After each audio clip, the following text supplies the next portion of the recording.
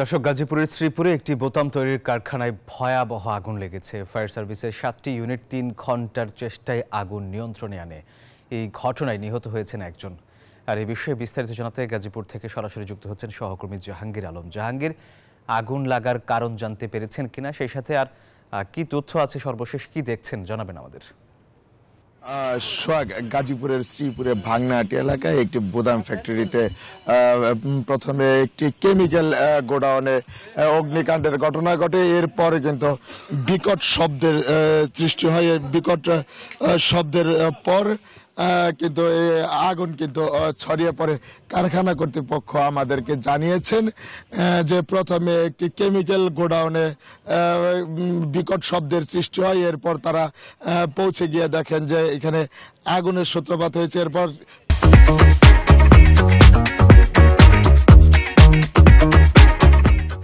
Fire সার্ভিসকে খবর দেওয়ার পর ফায়ার সার্ভিসের 7টি ইউনিট এসে আগুন নিয়ন্ত্রণের চেষ্টা চালিয়ে যেতে হবে।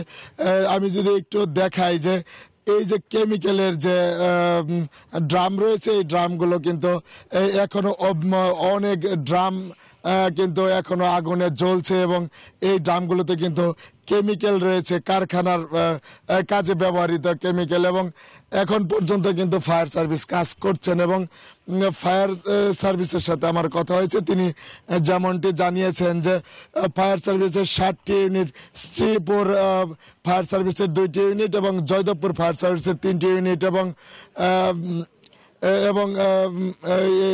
মোট 7টি ইউনিট কিন্তু তারা কাজ চালিয়ে গেছেন এবং দীর্ঘ 3 ঘন্টার চেষ্টায় কিন্তু আগুন নিয়ন্ত্রণে তারা আনতে পেরেছে। এবং ফায়ার সার্ভিস জানিয়েছেন যে এতে কিন্তু একজন নিহত হয়েছে এবং 5 জন কিন্তু আহত হয়েছে।